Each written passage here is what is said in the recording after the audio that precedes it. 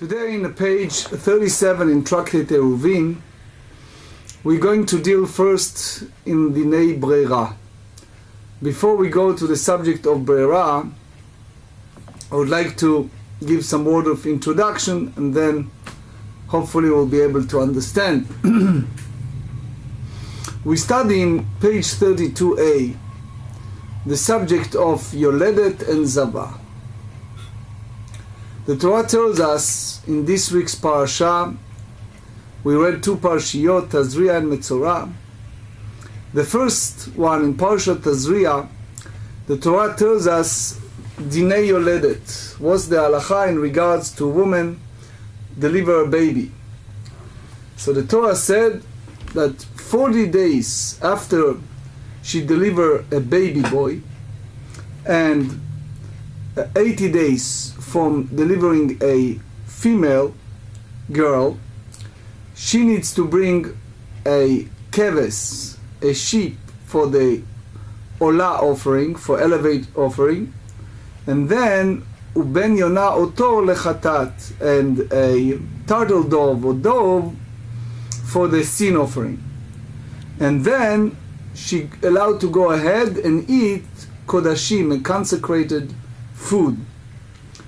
Then the Torah said, if she cannot afford to bring a sheep offering for elevated offering, she needs to bring a 2 turtle dove or 2 dove, one for olah, elevated offering, one for sin offering. Now we discuss a situation in page 32. If the yoledet, the women that deliver the baby, she is poor, she cannot afford to pay a regular amount of offering, so she brings a money, a cash or money, and the Kohen who accepted that go ahead and purchase whatever is available in that amount, 2 dove, 2 turtle dove, and bring in as a offering. And by the title is called Kinei Yoledet. Ken is like the nest, the place that you put the dove, and it's special for Yoledet, for women who deliver. Another word is Kinei Zava. So again, if it's a woman that have have an issue with blood, but not in a normal cycle of her period, and if it turns that she have that situation in 3 consecutive days, so it's a certain period of time, and the 8th day, after 7 days, she dug herself in mikveh, then she needs to bring again offering, which is again the turtle dove and a dove in the Torah, one for elevated offering, one for sin offering. So again, it's called kinei ziva, and she basically can substitute, if it's an issue of someone who's poor, substitute it with cash, and the Kohen go ahead and he purchase it. Now, we go here to our subject, which is page 37, and we're going to discuss the idea of breira. What is the idea of breira? We explained earlier that there is an issue of Rabbi Yossi hold that it's en breira. What does that mean? A person can, the question presented, if a person make a condition before he established an Eruv, or before he made a tie. So the precondition sometimes change. In other words, the stipulation changed. And the big question is if you can hold retroactive commitments as a valid commitment or not. Rabbi Yossi hold that it's not such a thing, and you cannot hold a prerequisite commitment that made between 2 parties. Now we go to the sugya, and this is just several lines from the top of page 37. We are 8 lines from the top of the page. V'savar Rabbi Yossi en brera. So we said that Rabbi Yossi hold that it's no retroactive designation. V'hatnan. We learn in a Mishnah, Tractate Kinim, chapter 1, Mishnah 4. In regards to Kinei Yoledet ve Kinei Zivot, which we just explained, okay, רבי יוסי אומר, שתי נשים שלקחו את קניהם בעירוב, או שנתנו קניהם לכהן, איזו שירצה הכהן יקריב עולה, ולאיזה שירצה יקריב חטאת. You have a situation of these two women, let's say, for example, 2-year-old daughter, two women that deliver a baby, and they made a partnership, and they joined this sum of money, and they bring it to the Kohen in Beit HaMikdash, and we are not sure which one will connect to one. Let's say one, for the sake of understanding, is named Rebecca, and one his name is Leah, and they are joined in the account of collecting that money, and both of them needs to bring an offering. They bring it to the Kohen, and now he's not sure what, or another option, if both of them both already purchase, or the Rasha said again that they give the amount of money that they value that offering, and the Kohen went ahead and he purchased this dove with their money, and now he's not sure which one belongs to whom. So he said, what's the idea here? So the same way as you said that if they bought physical one, and he's not sure which one belongs to whom, the same way here, he's not sure which money is belong to the first one, to let's say to Rebecca, and which one is belong to Leah. So he said he has an option. Since they need to bring two offering, one is elevated offering and one is the sin offering, the Kohen can pick and choose whom to do what. So again, what do you derive from that? That you can have basically a retroactive designation, because they brought it retroactively, and it happens earlier that he knew whom and what. Now it changed to a new situation. You see that it's yesh brera. Now, the idea is that Olah, the elevated offering, b'diavad, it's not that we wish to, but if it's brought shelo l'shem be'alim, that not for the sake of the one who is basically brought it, so they said you can burn it as a invalid korban, and but you don't burn it totally, but the owner will not fulfill his mitzvah, and he needs to bring another offering to fulfill his obligation. Now, if it's a sin offering, that's a different story, that is totally invalid. You tell me why? Because it's a sin offering, and if you don't know who brought the offering, right, so it makes no sense to do anything of that. It's called psulei mukdashim. You just get rid of that. Now, this is the mindset of Rashi. Tosfot asked, and he said, even without the whole concept of retroactive designations, all of those offering will be invalid, because it's not for the purpose of the owner. Because the Kohen can bring the offering without any special thinking, you just go and bring it.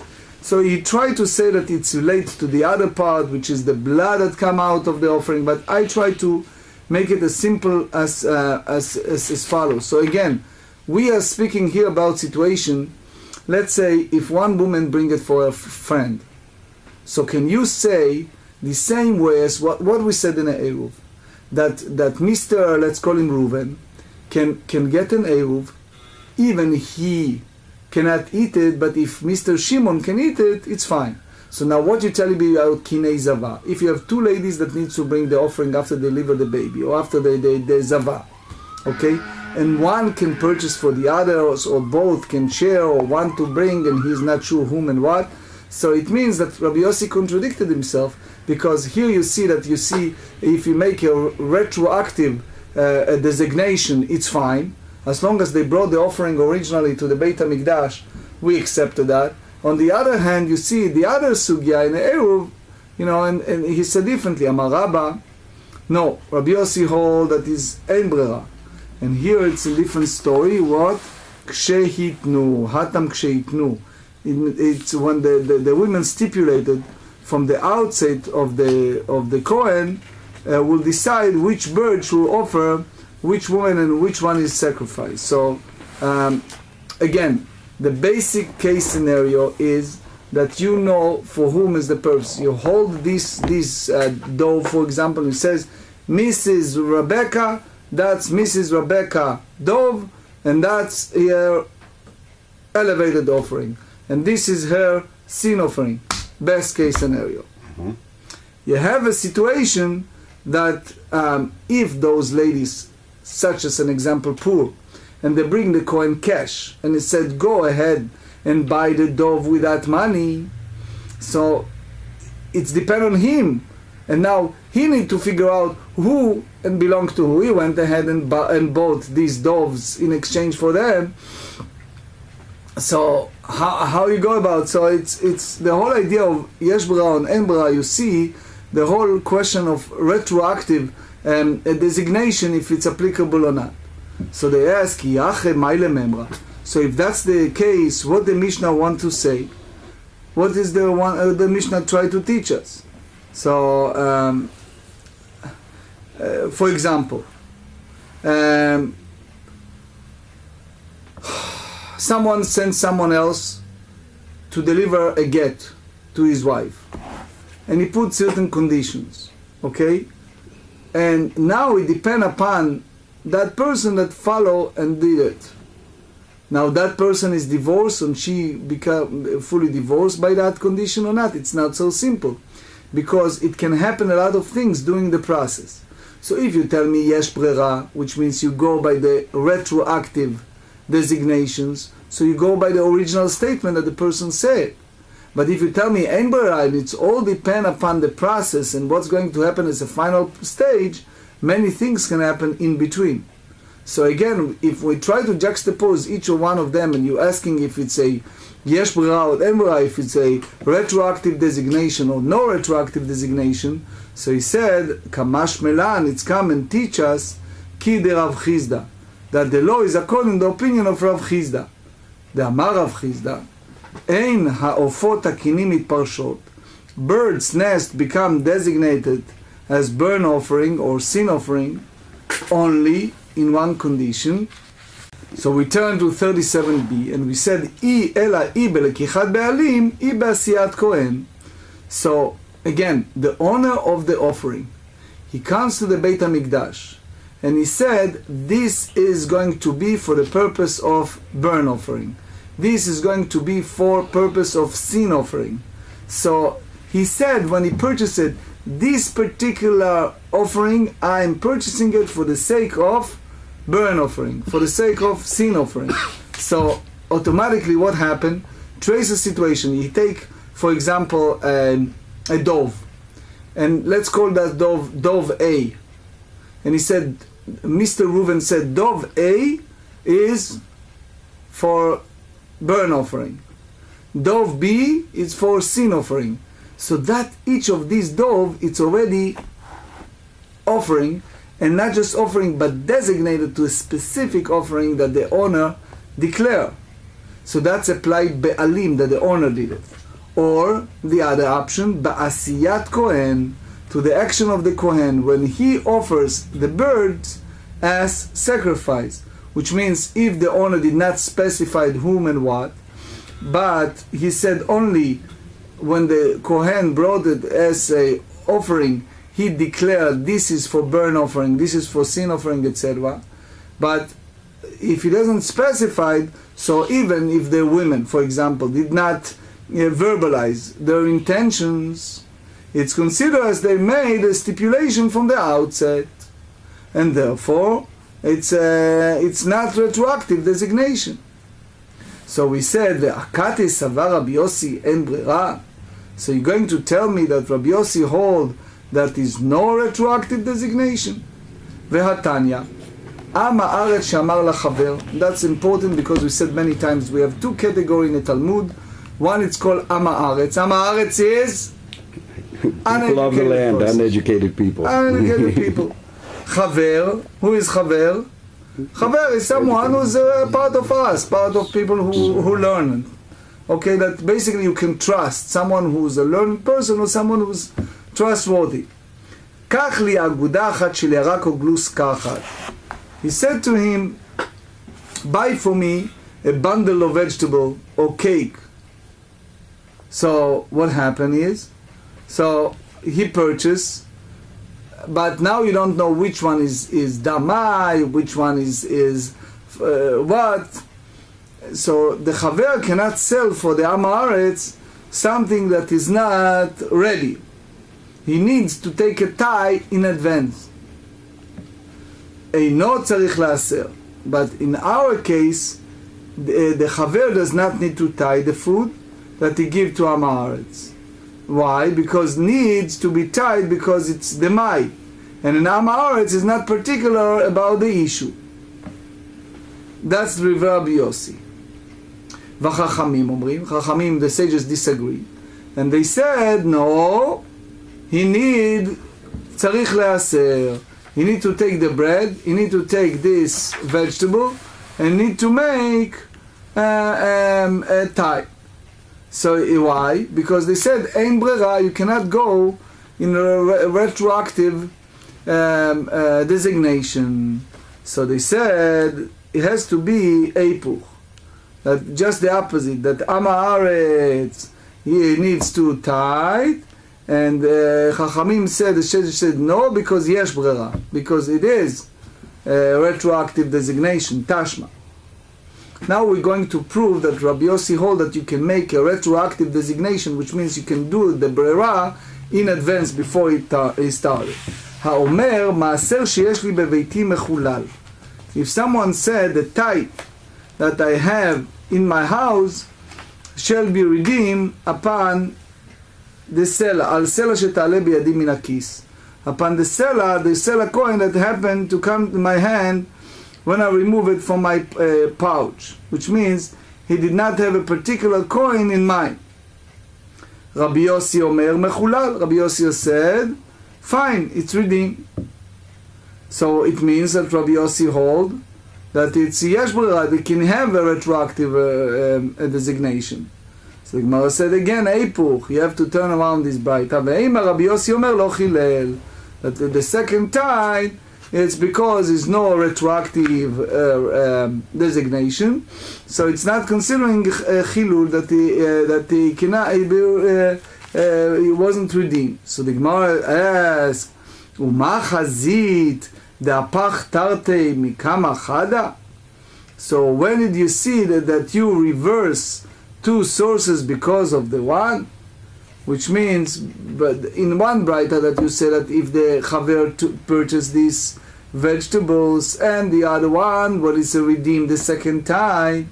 What do you say? Ipuch chada mikama tarte. You should go ahead and you should reverse one source, which is the Mishnah, because of the two braita, then you should say that Rabbi Yossi accept the whole idea of yesh brera, which is retroactive designation, and if it's a loan source that indicates otherwise, that must be revised. So you see here the opposite, that Rabbi Yossi hold that yesh brera, and what we said earlier that it's not. So he said, ha vadai ipchatanya, you have to go the opposite way. The Ktane Sefer, we said the second clause, ומודה רבי יוסי באומר מעשר שיש לי בתוך ביתי יהיה מחולל על סלע חדשה שתעלה בדין מן הכיס. Rabbi Yossi concede that said that the second tie that I have in my house shall be redeemed with the new sela coin that will happen to come up in my hand when I remove it from the pouch, that he has redeemed the second tie. So the Gemara makes the following interference, and they said, from the fact that he said that he has redeemed the second tie, it can be proven by interference that there, in the first clause of the Tosefta, he did not redeem the second tie. So therefore, the wording found in the earlier part of the Braita is clearly incorrect and must be reversed. So they said, Hai Sela Chadasha Eichidami. That's that he used the new coin. What's the example? So they said, if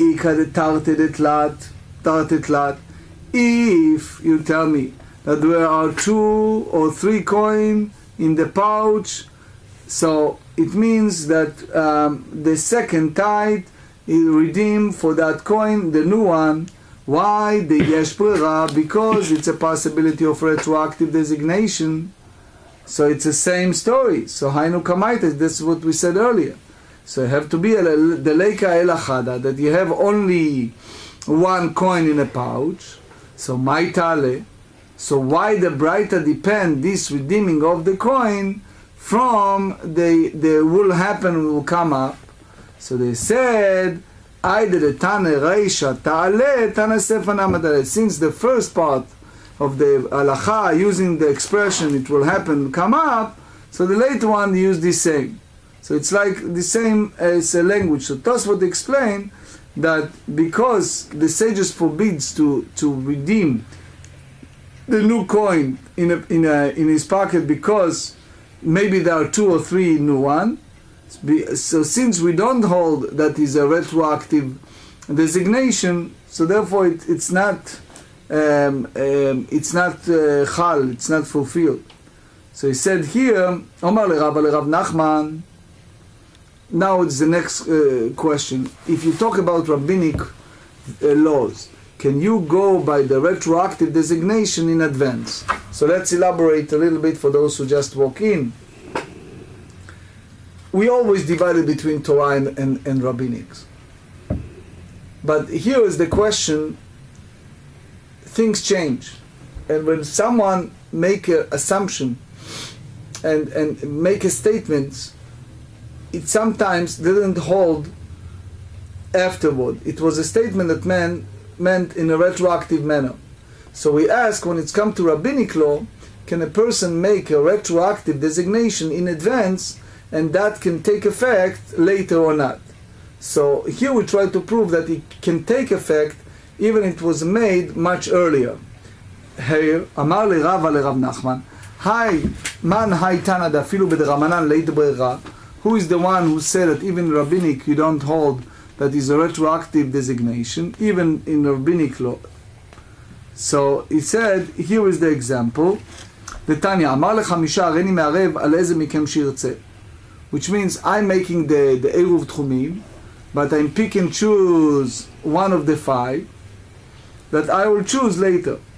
So basically, he's not designated whom. He's just saying at the front of 5 people.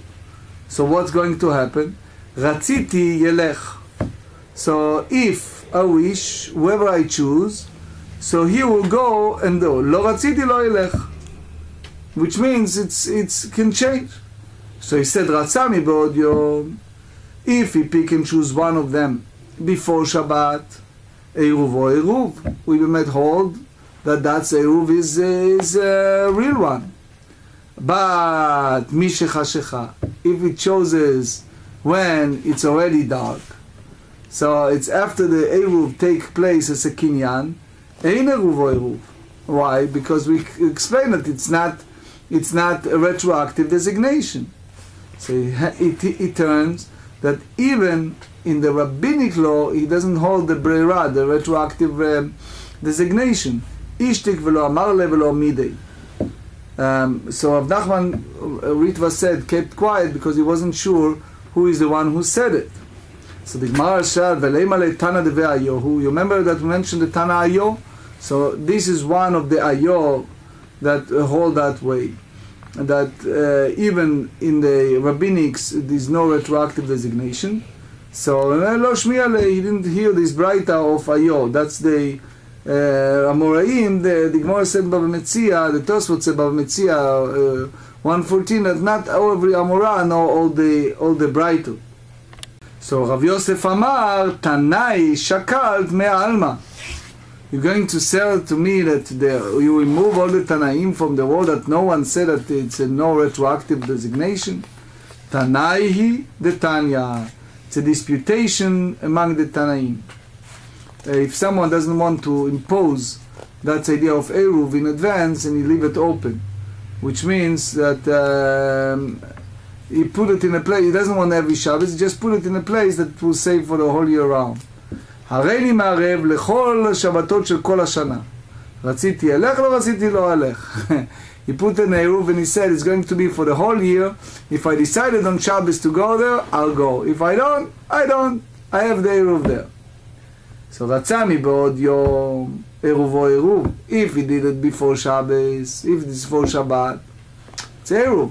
משחשיכה, if it's already dark after the Shabbat begins, so Rabbi Shimon אומר עירוב או עירוב, וחכמים אומרים אין עירוב או עירוב. It's מחלוקת. Rabbi Shimon said that it's considering an עירוב, Sedish said no. So it turned, והשמינא לרבי שמעון דלית לברירה. So didn't we hear that Rabbi Shimon does not accept the principle of retroactive designation in the case of wine from the kutim? You remember we talked about wine from the kutim? So he said, Kasha de Rabbi Shimon de Rabbi Shimon. So Rabbi Shimon contradicted himself. So you have to say, Ela Eipuch. You have to twist it around there, both of them. And you said that Rabbi Shimon hold it's not a Eruv because it's not no retroactive designation. And the sages said that it is Eruv because it is retroactive designation. It means that Rabbi Shimon hold that there is no retroactive designation, even the rabbinic laws. And that's the same, the Braita, the one who said that it's a Eruv for 5 people. So my Kashya, what is the difficulty here? In Rabbi Shimon, ודילמה כי יתלה לרבי שמעון ברירה בדאורייתא, אבל בדרבנן יתלה. Maybe Rabbi Shimon does not accept the principle of retroactive designation regards to the Torah, but in a rabbinic decree, he does accept this principle of retroactive designation, so therefore it's not necessary to reverse the opinion. So they said, Kasavar Rav Yosef, Man de'itlei breira, lo shna bidoraita, lo shna bedrabanan itlei. Which means, someone said that it is retroactive designation, it makes no difference if it's rabbinic or biblical. Uman deleit lebrera, and one said that you cannot make a retroactive designation in advance, lo shna bedoraita velo shna derabanan. He says regardless, it's no difference. So that now it's a new avenue. That you said that you either go all the way, regardless if it's rabbinic or biblical, that is yesh brera or en brera. The opposite way, regardless. That's one way. Rav Amar, he explained the contradiction different way. He said, Shane Atam, in regards to the consecrated contribution, it's not applicable a retroactive designation, because we need to have the remnant, the truma, it has to be the first of your produce, and they have to be recognizable, which means that you have to recognize between that part and all the others. So Abaye asked, Amar le Abaye, Ela me'ata, if you go in that way, so now, היו לפניו 2 רימונים של תבל. ואמר, אם ירדו גשמים היום, יהיה איזה תרומה על זה. So imagine a situation that it was 2 different pomegranates that before tightening them. So he come and he said, he claimed, he says, if it's going to be a rain, so a rainfall today, the pomegranate shall be truma of that pomegranate. And if the rain does not fall today, the second pomegranate shall be truma. So what does that mean? So Rashi have an issue with that. So I explain in my book, ביורא כלומר ברש"י על הש"ס, 2 ways. One, I brought the book Minchat Yehuda that he left to Tzirich Iyun. He doesn't understand this sugya. But humbly speaking, I think according to, I understand this from the Tosfot, that the discussion here, it's basically what Rashi said, Hilcheta de Almanakat, that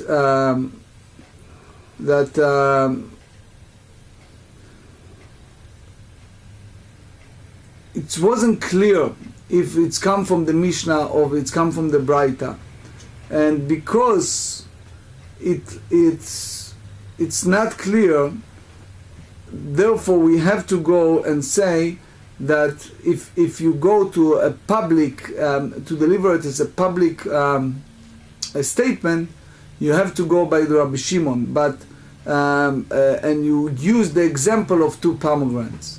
But again, this is one of those places in Rashi, I wrote a lot about this Rashi, but what I left at the very end, it's a lot of questions with the Rashi understanding of this sugya. What the key point that we have here a problem, and again it's above the scope in this discussion, is from the Rashi, from the Tosfot, from the whole discussion, is the example of two pomegranates in conjunction to the whole idea of our discussion. It's kind of difficult to compare, but again, I recommend it. If you want to read, I express it in a book. Anyway, so he said, "Hachename yardu ben lo yardu den bidvarav klum." Regardless if you see a rain come down or not, his statement is it's meaningless. So he said, "V'chi teima hachename." So if you tell me that the statement of one of the pomegranates fulfill the others. Ve'atnan, we learn in the Mishnah in Trumot chapter 3 that if he has a tevel, which means that it's not yet separate as a tie, Trumat hakeri hazeh uma'asrotav betocho. If one says the truma of this pile of produce and its tithes shall be incited without the location of the produce that he designated for these purposes, utrumat maaser betocho, that within that you have the trumat maaser. So again, Rashi here said milta achritehi, klomar im haya keri o shel maaser. So it means that it's trumat maaser betocho is like an addition option. Is another one that it's maybe Tumat Maser, but the Rashash here is not so much with this idea. But the key point is that it wasn't clear what exactly he meant to say that this tied within this pile. So Rabbi Shimon Omer Kara Hashem. Rabbi Shimon says he is giving a name, which means the designation of the truma and the tithe take effect, even though it is impossible to distinguish between both of them and the permitted portion of the produce. So you see here a situation that it's the remnant part doesn't need to be fully recognizable. So the Gemara said, Shane Atam, in regards to naming the truma, it's different. The ikas vivav, because they have a part, a remnants come around it. So it's like independent chulin. Vi tema, it's another option. Kedektane tama, the way that we explain at the end of the Braita in the Tractate Demai. Amrulo, Rabbi Yosef, Rabbi Shimon, that forbidden to drink the wine. They said to Rabbi Meir that you're allowed to drink the wine. I ata modeh shema ibaka hanod. Don't you conclude that perhaps later you may think that the flock will burst before he managed to separate the truma? So what happened? So v'nimtza zeh shotet valim lemafria, that going to drink wine that was a tevel in a retroactive, because so now after it spilled the wine, it turns to be teruma. So amar lahen elech sheyibaka, he said when it bursts, which means I'll consider the matter, but presently I'm not concerned that the bottle might burst. So Rashi said ne'ayen badavar lo osro, I need to look at this to make it to forbid. Klomar de lo chayshinan leachi. So again, I explain here at length what Rashi tried to say based on the several Gemorot in Yuma Nun Vav and Sukkah Kavdalet, Chulin Yudalet, etc. Lachshei Baka, because eventually it's retroactively forbidden. So it means that if you allow it, it's like you allow tevel to be drinking. So the way I understand it from the Rashi, it's like a rare situation. It's not something that we so often involve with this. But the idea of when it bursts, in the way I understand it here, and again, when it bars, I will consider the matter, but now I am not concerned about this possibility. So again, I highly recommend it to not only to read it in my book, but also to see all the other sources. Because here, that's basically the way we have here is like we have 4 different avenues in Rabbi Shimon's view. One is Rav Yosef, that he said that it's no retroactive designation, regardless if it's rabbinic or biblical. Second one is Rabbi Shimon, that he said that it's en bera in the Torah and yesh bera it is retroactive designation when it's rabbinic. Then according to Rava, he holds that Rabbi Shimon holds that it is retroactive designation even in the Torah laws. And the idea of forbidden to drinking wine when it's a name of the teruma, it's only when some remnant left when he making that name. And then the fourth one is according to Rabbi Shimon, that he says it is retroactive designation, but you should not drink wine only by retroactive designation of this consecrated that you do it later, because you are concerned that the flock will burst, and then it's an issue that you basically drinking tevel that retroactively was not yet tightened. So that's the 4 options. But as you see here, it's a subject that a broader discussion above way of our scope of the discussion. As I said, I highly recommend it. I elaborate on that in my book. So if you get a book, you get a chance to read, it's a lot of writing, a lot of sources in the discussion of yesh brera or en brera, if it is retroactive designation or not. Now let's go to the practical halachot. 4 halachot. The first one is Rambam, Hilchot Psulei Mukdashim, chapter 8.